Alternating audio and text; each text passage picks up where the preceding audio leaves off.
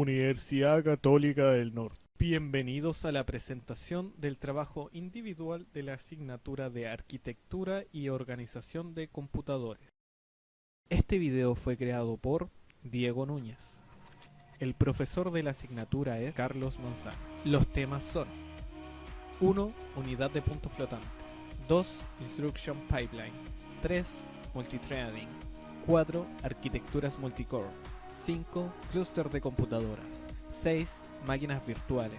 7. Arquitecturas tolerantes a fallos. 8. Chipset modernos.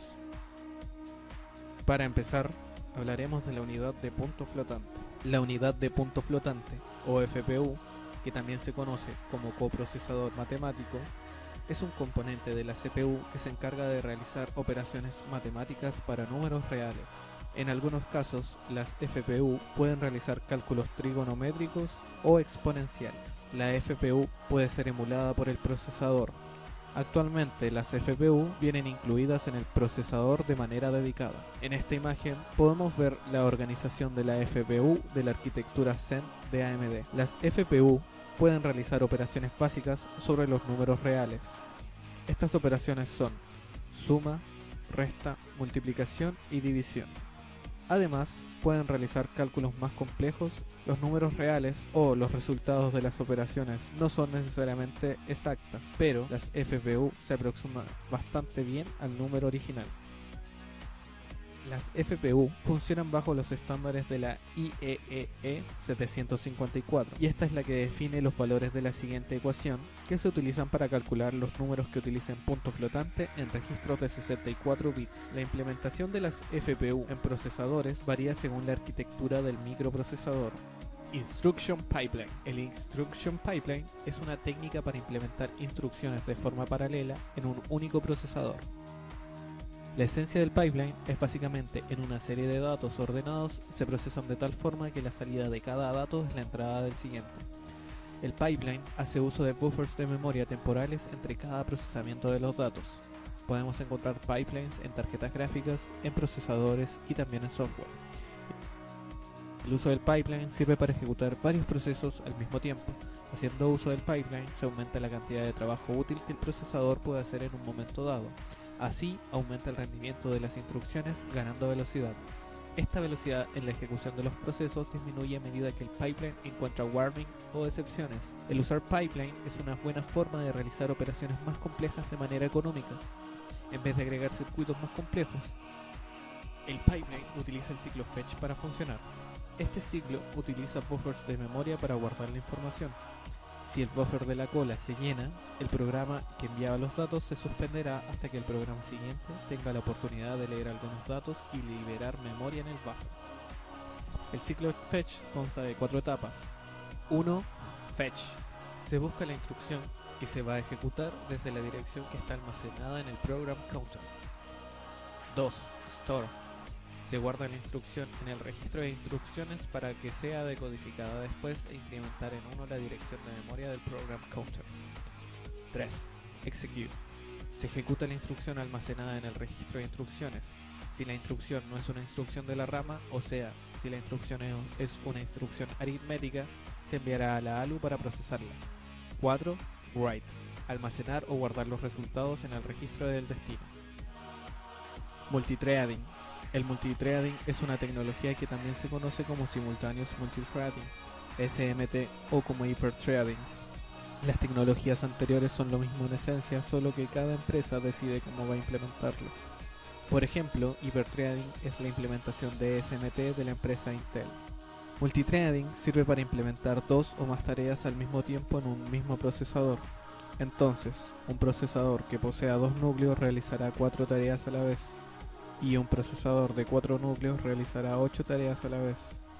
En un procesador que pueda realizar 4 tareas a la vez, se dirá que posee 4 threads o hilos de proceso.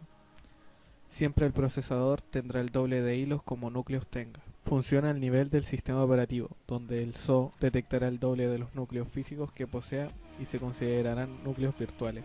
El sistema operativo se encarga de repartir el trabajo entre los hilos o núcleos virtuales. En el momento de asignar una tarea, si uno de los núcleos está ocupado realizando una tarea, se le asignará la tarea al siguiente núcleo. La eficacia de esta tecnología depende mucho del sistema operativo, de cómo esté programado, además que si el problema a implementar con multithreading es paralelizable. Arquitecturas multicore. Las arquitecturas multinúcleos son aquellas arquitecturas que combinan dos o más procesadores independientes en un solo chip o circuito integrado. Así, un procesador dual core de doble núcleo presenta dos microprocesadores dentro de un mismo chip. Se utilizan multinúcleos para dividir el trabajo de una tarea entre los núcleos del procesador para así de esta forma implementar un pseudo-paralelismo al ejecutar la tarea. Al hacer un gran procesador con varios núcleos se puede aumentar el poder del procesador casi con el mismo consumo de energía y emisión de calor que si fuera un solo núcleo. Al aumentar la eficiencia podemos realizar más tareas al mismo tiempo. Actualmente podemos encontrar procesadores de hasta 64 núcleos como es el procesador Threadripper de AMD.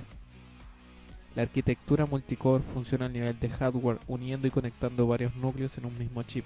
En este caso, al momento de crear el chip, en vez de crear el procesador con un núcleo, una única memoria caché, una única FPU, se crean varias unidades de núcleos que funcionan como un procesador independiente.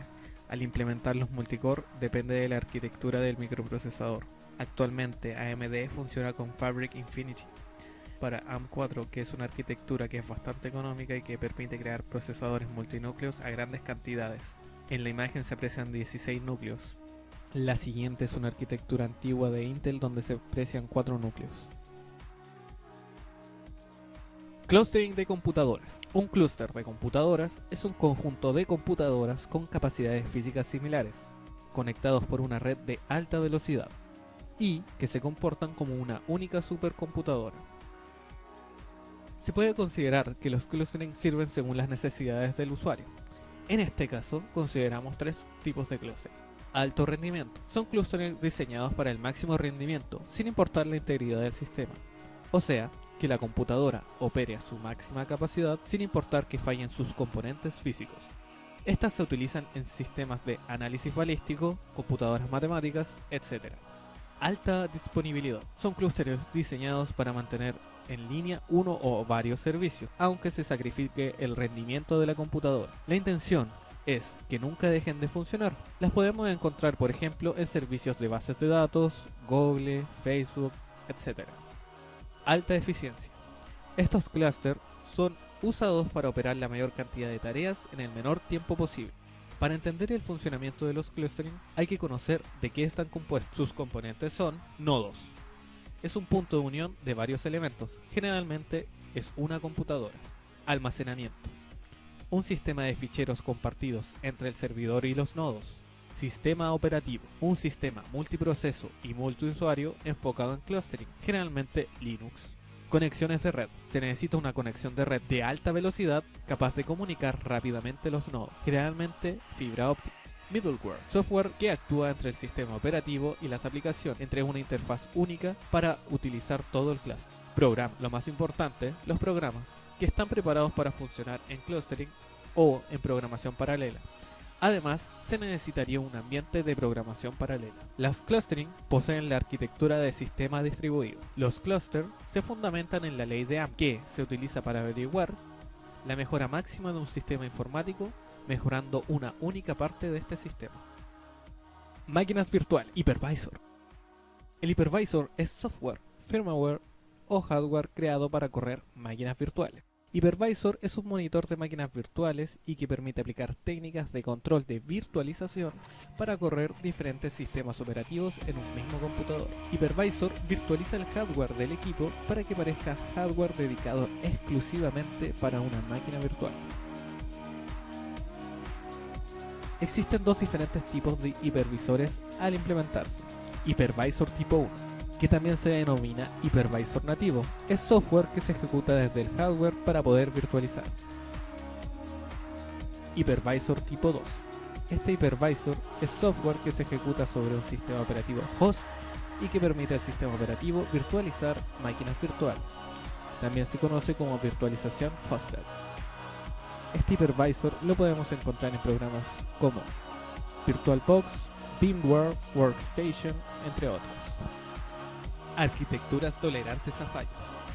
Una arquitectura tolerante a fallos es aquella arquitectura que utiliza diferentes mecanismos para reducir el daño que podría provocar una falla en el sistema y así permitir su continuo funcionamiento a cambio de reducir la eficiencia del sistema. Un sistema tolerante a fallos posee básicamente 5 pasos, los cuales son: 1. Detección de la falla. 2. Asegurarse que el sistema no siga fallando. 3.